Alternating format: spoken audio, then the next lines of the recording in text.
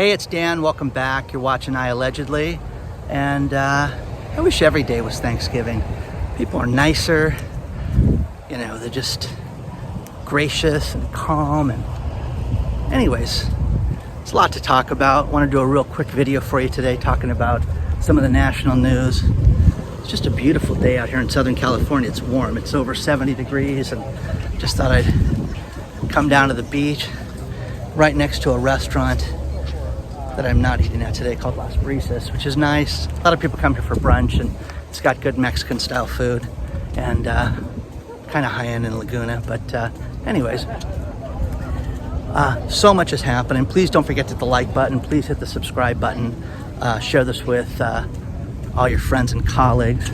First thing I want to talk about is durable goods. The durable goods report came in for the first time since April of 2020 that they were down 0.5%. Now, what are durable goods? Durable goods are basically things that last over 3 years. And why is this significant? Well, if our economy is booming and everything's smoking forward and just it's a rocket ship to the moon, you should not have issues where people are not buying things that are going to last more than 3 years. And durable goods are the stuff like, washer, dryers, TVs, cars, things that are big purchases that last a long time. That being said, those are off. Okay, that's interesting. Now, unemployment, they want to make a big deal out of the unemployment number where it was only for last week 199,000 people. Check this out, guys. Is that just so cool? Sit there, walk out by yourself, and check this out. 199,000 people filed for first-time unemployment claims. Now, we're supposed to celebrate this. Mathematically, it was the lowest percentage since 1969. Oh my God, the world is back. Everything is perfect, okay? That's what everybody wants you to believe, but we all know that that's not the case, okay? So there is an underlying huge problem with this that nobody really wants to talk about, and that's this. The unemployment number, now think about this, 4.4 million people quit their jobs. There's 104 million people that are not in the workforce right now. But we just got a report today on Social Security that Social Security is trillions of dollars short every year right now on funding itself. So this is going to run out of money, guys, much sooner than anybody anticipated. Now, the big, tax increase and everything that you're seeing, the Build Back Better infrastructure did nothing for the Social Security. And remember, if you believe all these people write me and say, yeah, damn, people are sick of working. Well, they're not contributing to Social Security right now when they don't do that. And it's been underfunded by trillions of dollars, something staggering like $5.6 trillion a year right now. So that means that this thing, they're talking about it being underfunded by 2034. And it keeps lowering, 2032, 2030. How about this? Since 2010, they have not taken in enough Social Security to cover what's gone out. Okay? How do you run a business like that, guys?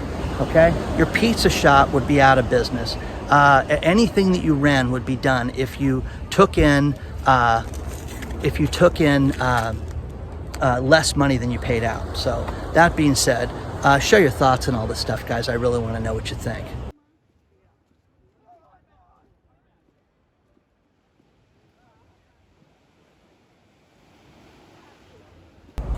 Right now, it's very apparent the economy is not doing well.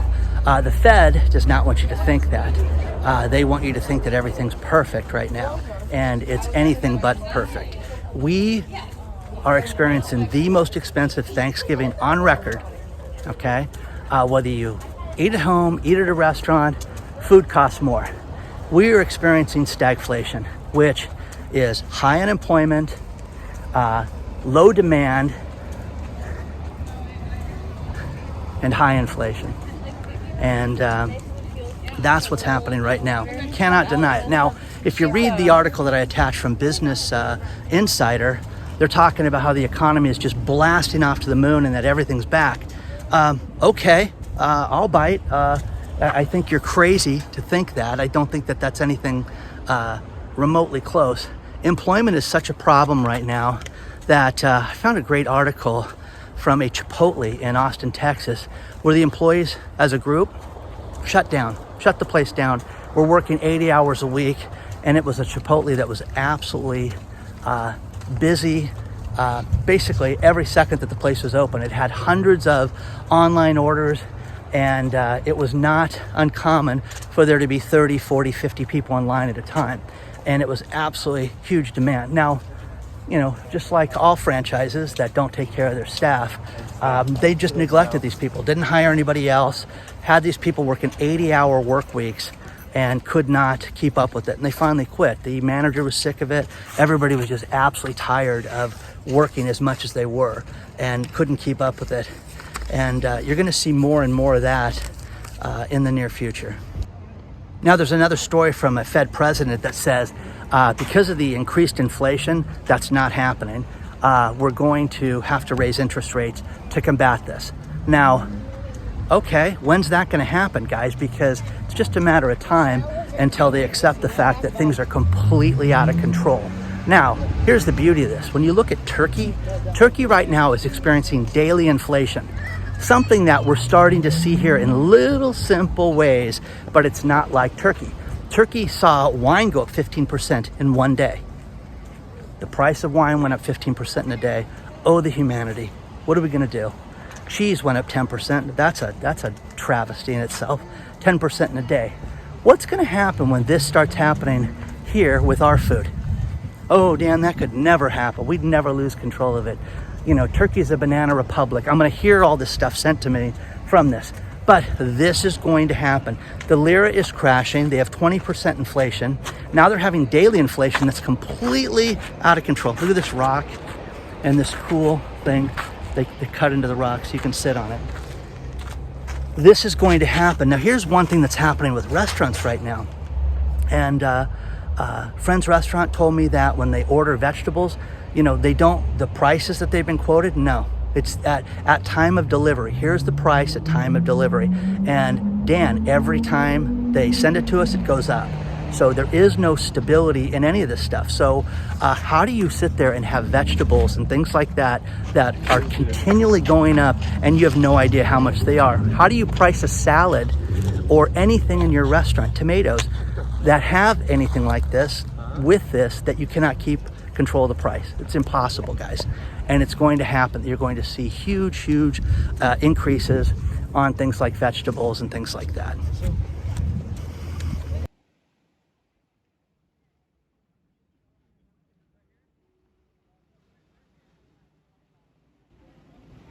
One thing I always suggest that people do is look at what rich people do when it comes to money, because it's very telling.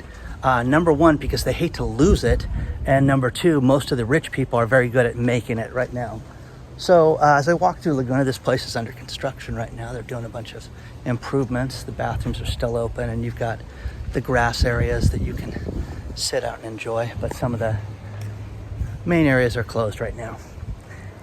Bill Ackman of Pershing Square, he made a fortune on betting against the health crisis and thinking that the stock market would go down. In fact, he made over $1 billion doing this. Bill has got basically a short position that's not really a short. And I've got the article included for you to read, but he's betting that we've never seen interest rates this low. We've never seen an economy as sluggish as it is, with inflation flaring up and going to the moon, and that we need to absolutely shut this down by raising interest rates. He has a short position, which is basically buying certain options that he bought, which were out of the money. And he says, you know, it's basically so inexpensive for doing it, but he's already made over $100 million from this, betting against this position. So this is going to be an absolutely huge problem that he sees. And again, look at what rich people do. Elon Musk is selling 10% of his current position in Tesla, something that he said he would never do. Now, that being said, you know, oh, it's a tax position. Listen to Michael Burry, he's broke, whatever, okay? Why is Jeff Bezos selling so much stock, and why has he done that so much, selling so much of Amazon? And then you look at that gangster, Trevor Milton from Nikola. Nikola Motors was the trucking company that this guy basically faked everything about the company And this guy in the last month has sold $300 million worth of his stock. He's been indicted and is facing criminal charges, but this cat can still sell $300 million worth of stock right now. So again, look at what rich people do. Watch what they do, because it's very telling on the market. And if you believe that things are good right now, I think you're absolutely kidding yourself right now. There are very telling things that are happening right now. First things first is that people are borrowing more against their homes than they have in years. There's billions of dollars worth of equity being squandered on daily bills.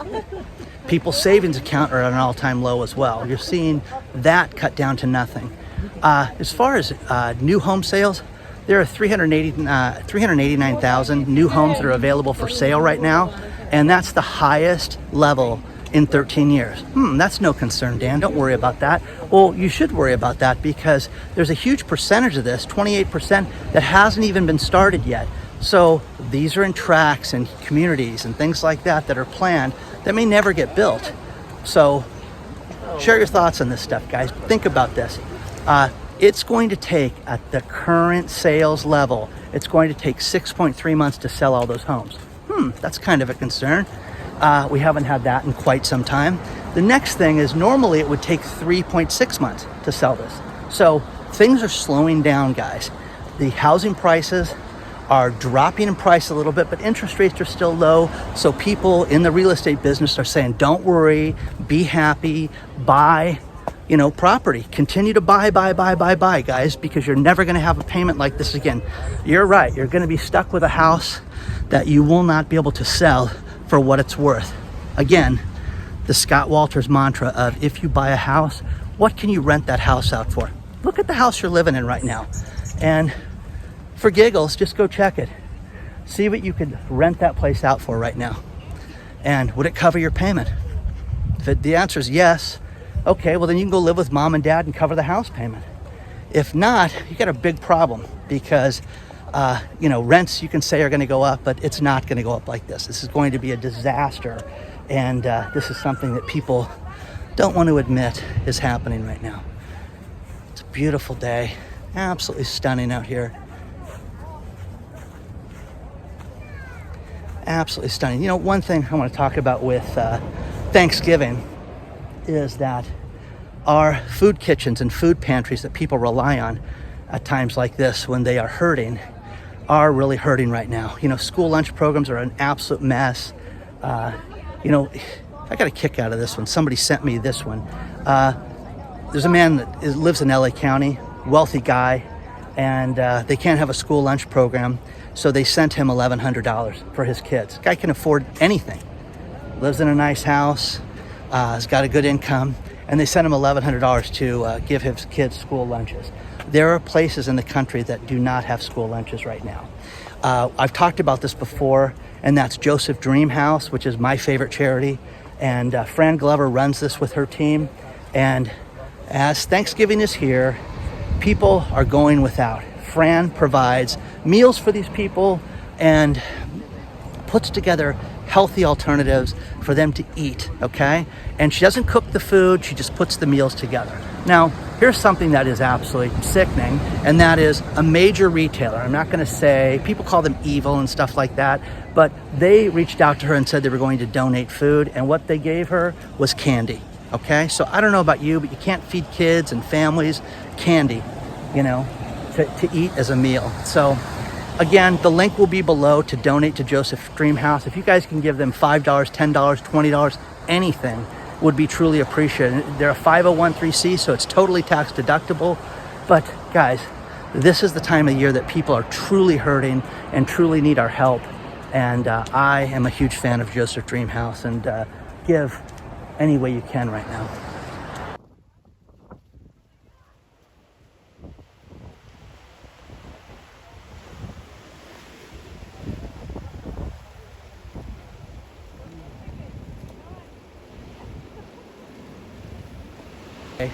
It's beautiful. People are out enjoying themselves in the sun, perfect weather.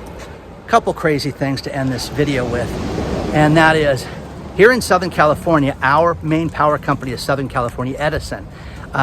Because of the high winds that we had last night, think about this. On a holiday weekend, they shut off power to thousands of people.